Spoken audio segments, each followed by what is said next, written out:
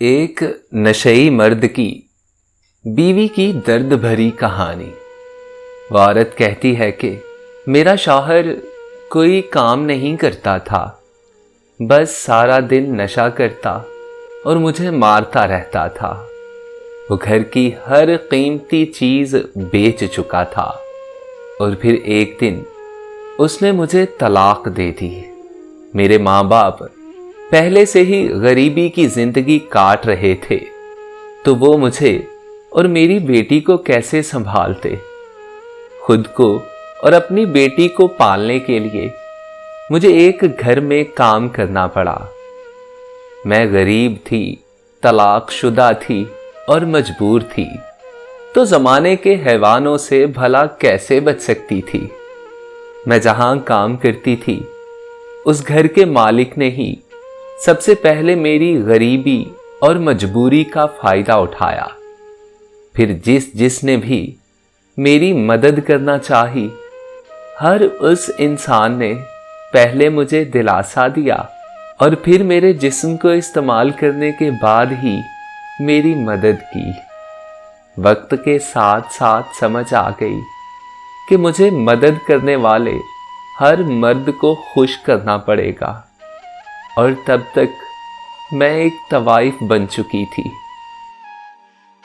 تب ہی میری ملاقات ایک ایسے انسان سے ہوئی جس نے مجھے کہا کہ میں تم سے شادی کرنا چاہتا ہوں، میں تمہیں اور تمہاری بیٹی کو سنبھال لوں گا۔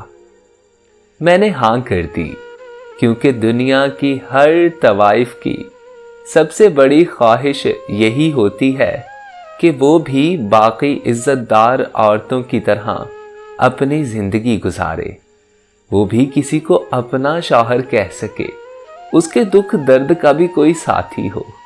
پھر میں سب کچھ چھوڑ چھاڑ کر شادی کی تیاریوں میں لگ گئی۔ اپنے ماں باپ سے معافی مانگ کر انہیں شادی پر آنے کے لیے راضی کیا۔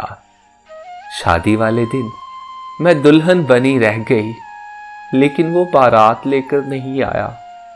اس نے فون کر کے معافی مانگ لی کہ میں نہیں آ سکتا۔ سب مہمان گھروں کو واپس جاتے ہوئے مجھ سے ایسے مل رہے تھے جیسے میرا کوئی مر گیا ہو۔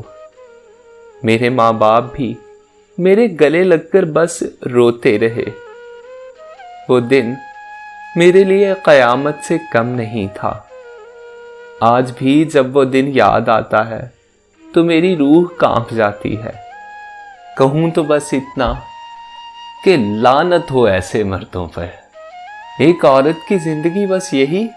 پہلا مرد نشہ کرتا تھا، پہلے تو اس نے جی بھر کے دکھ دیے، اور جو دوسرا مرد ملا، شاباش بھئی اس کے بھی، اس نے تو کمال ہی کر دیا۔